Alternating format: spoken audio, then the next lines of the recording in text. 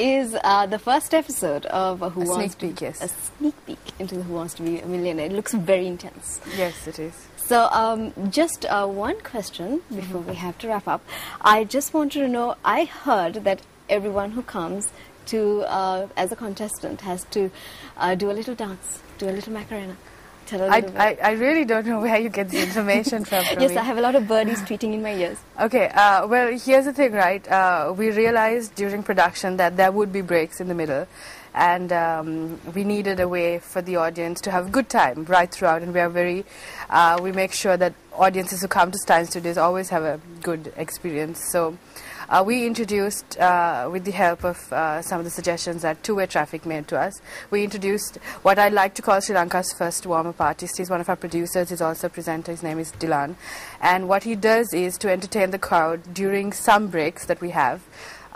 He does the Macarena with them, and incredibly, people are so happy to do something other than sit in their seats until, you know, the hot seat comes in or whatever, that they all get up, no matter what age you are, where you're coming from, they do the Macarena, and he basically keeps them entertained, and that's just a part of what we are trying to do to make sure that when you come in at 8:30 with your family and friends, that you have a pleasurable and enjoyable experience here at Stein Studios. Yes, and of course doing a little dance never goes to waste. You know, it's always good to get the blood pumping just a little bit.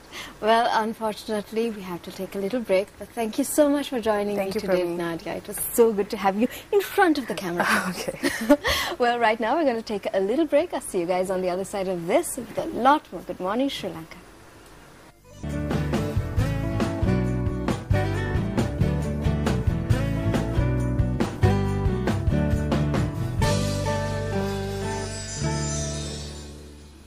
Hello everyone, welcome back to Good Morning Sri Lanka. Now for those of y'all who are just joining me, I'm Prami, and this is of course Good Morning Sri Lanka.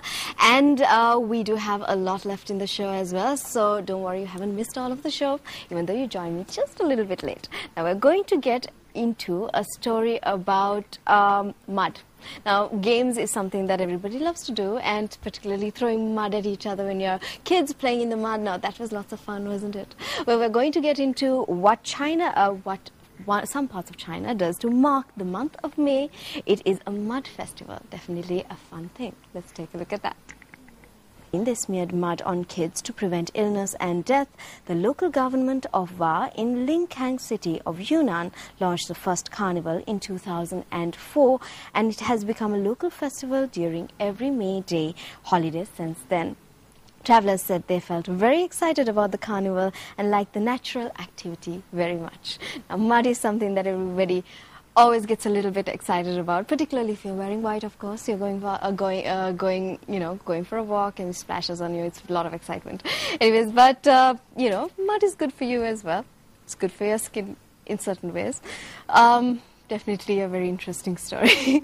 We're going to be getting into another story right now about the Big Boom. Now, the Big Boom or the Big Bang. The Big Bang is anyways the big cosmic event that created the universe, but the Big Boom, on the other hand, is the latest thing that they have created in instruments. The world's largest drum has been created to beat the other world's largest drum, which was there before. It's nicknamed the Big Boom, and it weighs 1.5 tons. Very heavy. And it was unveiled at the Prater Amusement Park in Vienna, Austria, and it's operated by a four-man percussion ensemble called Dramatic, measuring 6.5 meters in height and 8 meters in width. Let's take a look at that. Huge. Absolutely huge. Now, standing next to that would probably be a very interesting experience. And definitely, if you like to live on the wild side, then you could give your ears a shot at it as well. Anyways, that is the world's biggest drum, ladies and gentlemen. Now we're getting into a story about shoes. One of my favorite topics. Anyways, French shoe designer Christian Louboutin, famed for his glossy red-soled shoes, defends his decision to go into courts with fashion label YSL and its parent company PPR to protect his trademark look. He does love his shoes, and he does create some beautiful shoes. He was dressed in a smart red check jacket, jeans and steel-toed leather shoes. And he was in London to open his UK retrospective to mark the brand's 20th anniversary at the Design Museum.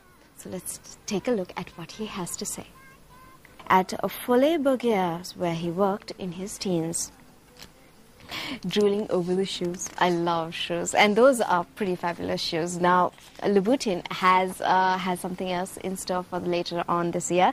He's going to be helping Disney a little bit by creating a shoe for a pretty special production. Now, Cinderella is a story that has captured our hearts from a very small age, and he's going to be creating a special pair of shoes for the movie. It will be coming out on Blu-ray DVD, so it's a remake that Disney is doing. Right now, we're going to take a very short commercial break. I will see you guys on the other side.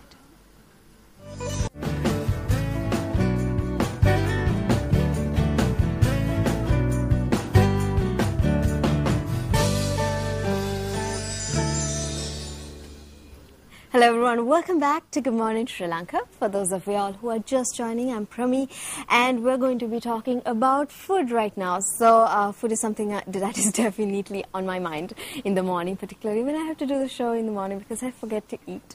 And right now I'm starving, and I'm going to be even more hungry in a moment's time. We're going to be taking a look at the world's 50 best restaurants. Now, being even on the list is a very big thing for any restaurant. And a Danish restaurant managed to win the accolade of the best restaurant for the third time in the row, which is pretty great. So let's take a look at that. Sure. Definitely an accolade that is worth a lot of truffles. The Oscars for the cooking industry, literally. And it's, I can imagine how amazing they must feel to actually be recognized as as the world's best restaurant. Now all I can think about is food. So anyways, until I get to my food after the show, just a quick reminder about Mother's Day for those of y'all who forgot.